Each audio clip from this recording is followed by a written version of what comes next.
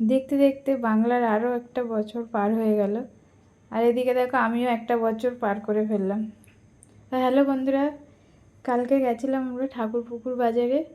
আর ঠাকুরপুকুর বাজারে ভিড় দেখো অন্যান্য দিনের থেকে।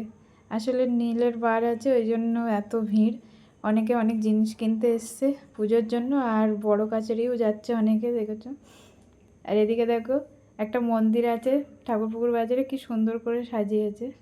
আসলে আমরা গেছিলাম কেক কিনতে, মিয়ামরে কেক কিনতে গেছিলাম। আরও একটা কারণে গেছিলাম, সেটা একটু পরে বলছি। তার আগে দেখো এই কেকটা নিয়েছিলাম, ভালো হয়েছে। কেকটা কেমন হয়েছে জানিও। আর আরও একটা যে কারণে গেছিলাম সেটা হচ্ছে দেখো, আমার বোন আর মেয়ে গেছিলো স্টাইল বাজারে, তো ওদের আনার জন্যই গেছিলাম। আর আমার মেয়ে অনেক 4টের সময় বেরিয়েছে, দুপুরে ভাতও খেয়েছে অনেক তাড়াতাড়ি, ওর খিদে পেয়ে গেছে। তাই এখানে ওর বাবা কেক খাইয়ে দিচ্ছে।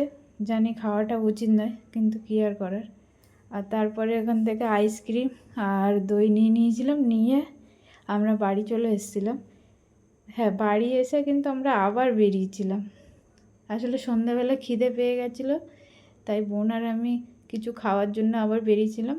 আর শুধু নিজেরাই খাইনি, বাড়ির সবার জন্যই খাবার এনেছিলাম। এই যে চাউমিন খেতে ইচ্ছা হচ্ছিলো, তাই অনেক দিন বাইরের খাবার খাওয়া হয় না।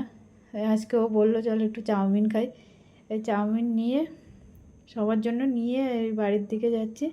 আর আমাদের পাড়ায় দেখো নেক্সট আসছে শনিবার শীতলা পুজো উপলক্ষে মেলা, তার জন্য দোকান বসছে। তো সবাই আমাদের মেলায় ঘুরতে এসো। আর আজকের ভিডিওটা এই পর্যন্ত, দেখা হচ্ছে পরের অন্য কোনো ভিডিও।